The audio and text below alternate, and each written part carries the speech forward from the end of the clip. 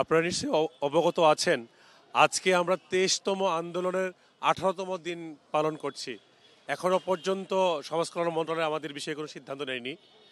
গতকালকে মাননীয় প্রধান উপদেষ্টা দপ্তর সমাজ কল্যাণ মন্ত্রণালয়কে আমাদের বিদ্যালয়গুলোর স্বীকৃতি এবং এমপিও সিদ্ধান্ত নেওয়ার জন্য একটা নির্দেশনা দিয়েছে। অনতিবিলম্বে আমাদের এই বিদ্যালয়গুলোর স্বীকৃতি এমপিও করার জন্য নির্দেশনা দিয়েছে।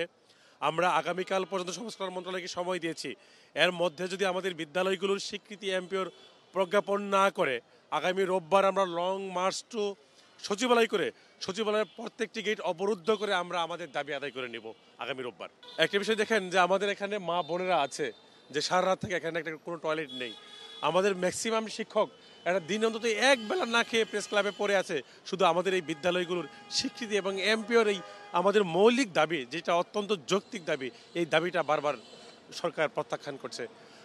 আপনারা জানেন যে যে সমাজের সন্তানেরা, যে প্রতিবন্ধী বাচ্চারা যারা বাবা মার স্বীকৃতি দেয় না, বাবা মা এদের পরিচয় গোপন করে, সেই সন্তানকে আমরা মানুষ করছি, অথচ আমরা আজকে কত অসহায়, আমাদের ন্যূনতম স্বীকৃতিটুকু নাই।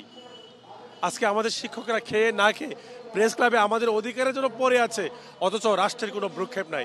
আমরা কি এদেশের নাগরিক না? আমরা কি এদেশের সন্তান না?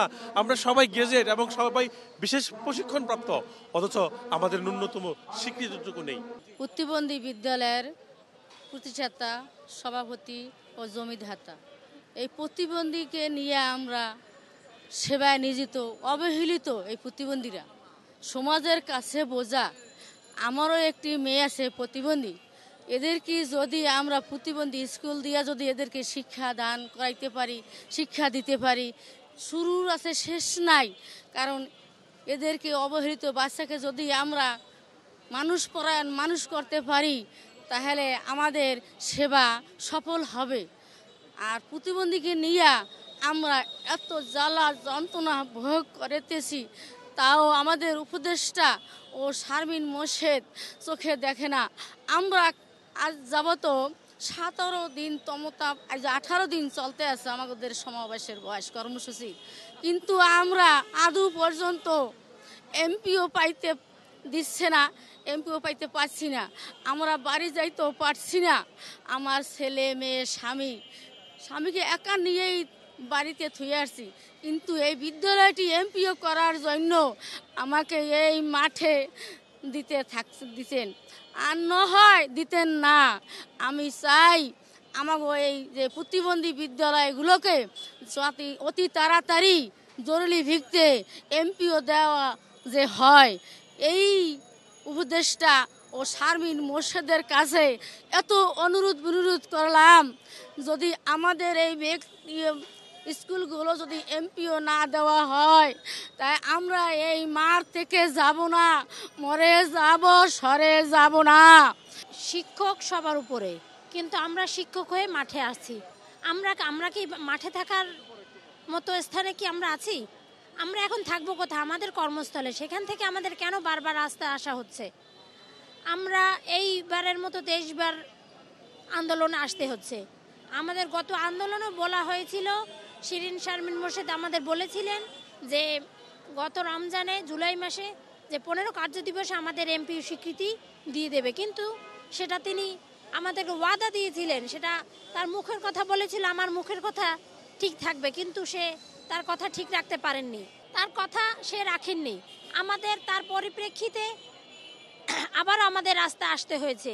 আমরা চাচ্ছি না এরকম, আমরা খুবই সংকটের ভিতরে আছি। আমরা রাস্তায় মশার কামড় খাচ্ছি, শিয়াল কুকুরের সাথে আমাদের বসবাস করতে হচ্ছে।